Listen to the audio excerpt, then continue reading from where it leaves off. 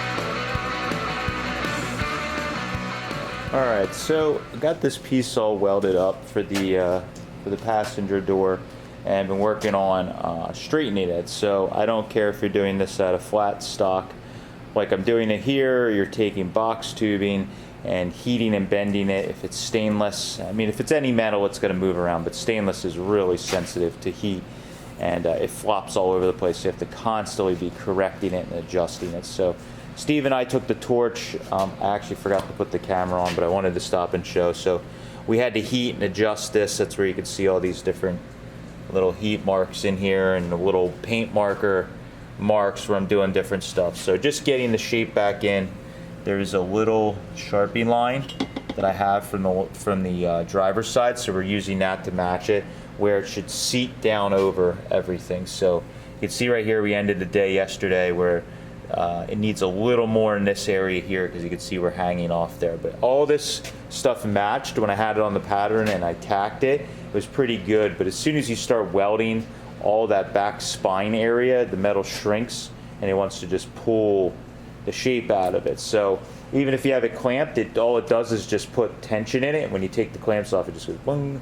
So it's just the nature. There's not really a good way. I don't know if there physically is a way you can make it not move at all.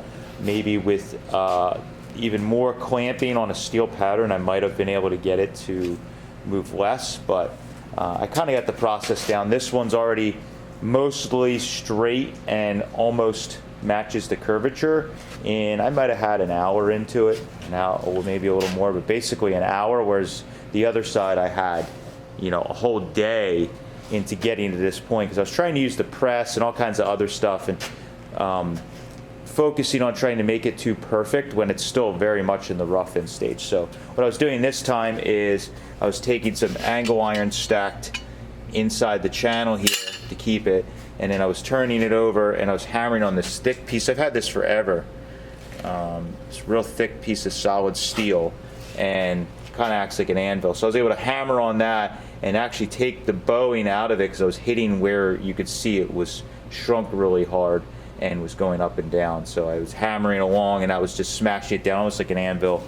I was able to do that a lot more quickly than when I was using the press.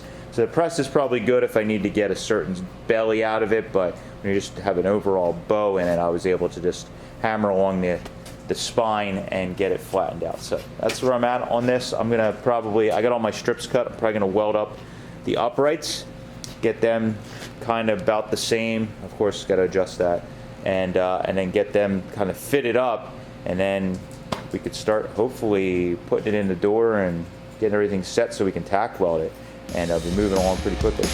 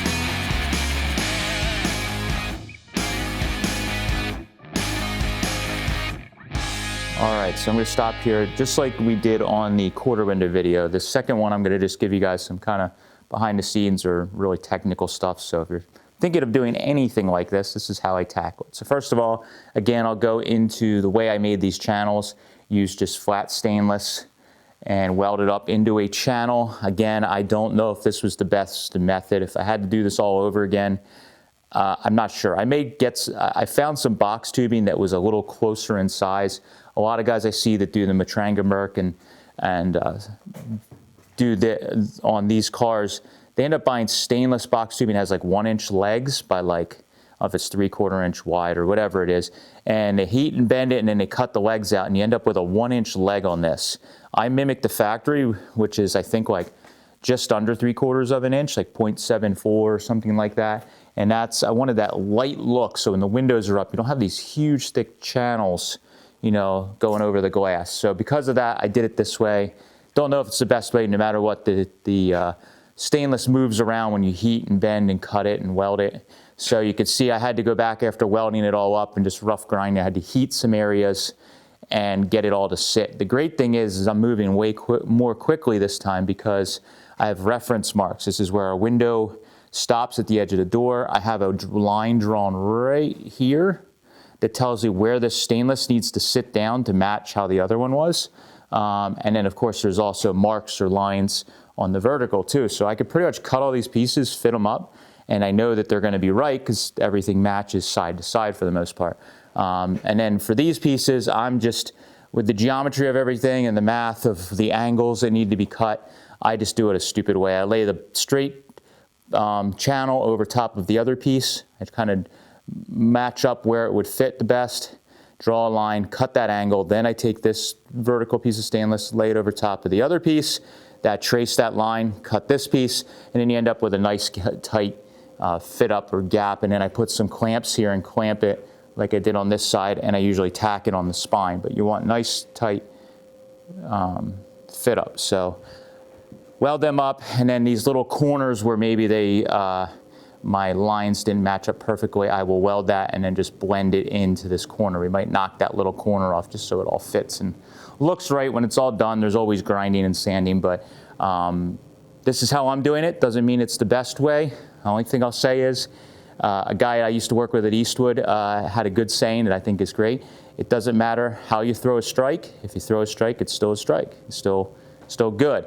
So if you're doing it, however, in the end, it turns out and looks nice and looks right, I think it's the correct way.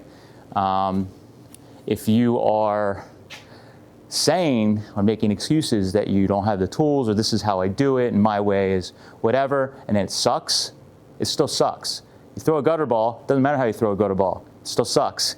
It's still shit. So don't make excuses, make it look cool. That's my whole thing. And if it takes a little more work or somebody does it a quicker way, I'm sure once I get this project all done, if years down the road somebody does one of these cars or somebody more talented than me does it, they'll probably have a much quicker and better way to do it. But I'm hoping in the end this will all look good. So that's my TED Talk for today. So that's what I got going on. I'm going to get these corners welded up, go back, readjust everything so the shape matches.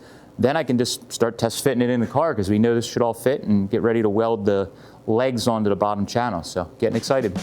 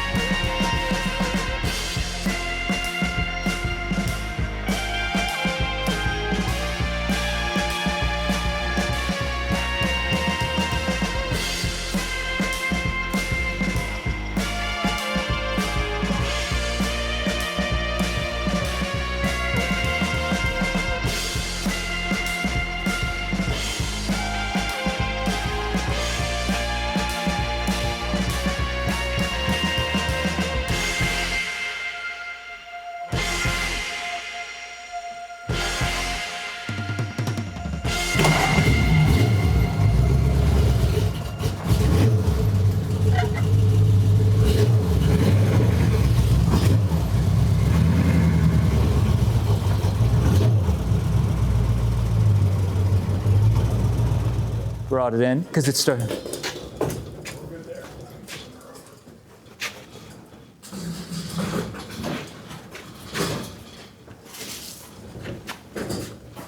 That corner of it over there? Yep. All right, hold on. Yeah. Yep. That's funny. That's funny.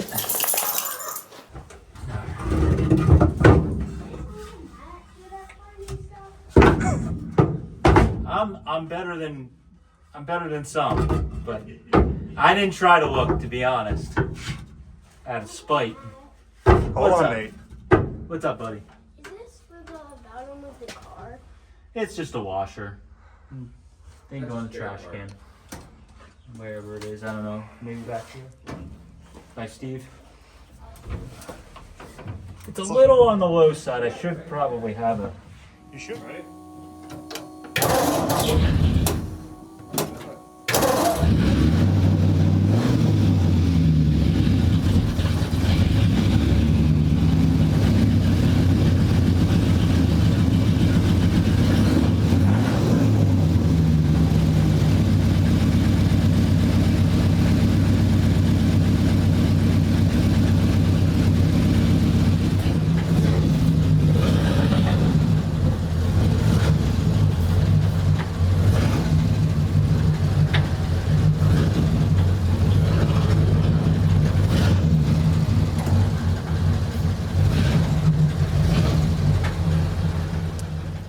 All right, so got this thing pulled outside.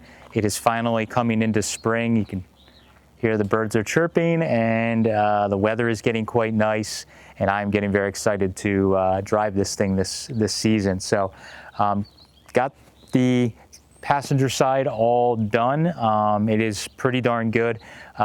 Anything that I'm having little concerns about is mainly like slop in the regulator gear mesh itself, or the regulator itself. Like this side has a little more slop than the other side, so to get everything lined up correctly without seals is a little harder.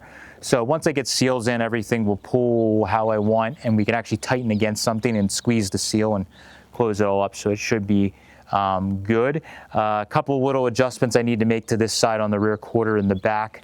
The window, when we keep this line right here symmetrical or even, we end up with a little bit more of a gap in the backside than I would like. I'm sure the seal will take it up, but while this is still, before I polish anything, I can quickly adjust that little bit of curvature and make it a little less of a curve so it takes out that gap. Just minor adjustments and stuff that will happen when you're creating things from thin air. It's there's a lot to think about, and sometimes you miss some stuff. So everything on this side's working pretty good and lining up pretty good. Anything else, like I mentioned, is final fitment and adjustment after when I'm doing the polishing process. I'll probably make any tweaks during that time and make sure I really like how everything fits. But overall, it fits pretty darn good. And yeah, so I think we officially can say that I have a hardtop chopped 39 Mercury, which is pretty exciting. We were saying off camera, actually, just after I pulled it outside, that I really like it with the windows up now. It's kind of cool every time we do these little things, like, man, I like it more. So I really, really like it with the windows up, and with the windows down, it looks equally as cool. So pretty stoked on it, and just a little bit more work. We're gonna jump to the front of the car and do a nose to front, tuck the bumper a little bit, and then it's just buttoning up garnish molding and stuff on the inside, which will hopefully go pretty quickly, and start working on our glass patterns and all that stuff. And fingers crossed I can get this thing driving maybe April or May with some glass and everything else in it, which will be ridiculous and super cool. I cannot wait. So thank you guys for following along. Let me know what you think of the Merc sitting outside with the hardtop windows all finished up. Thanks, guys. Catch you later.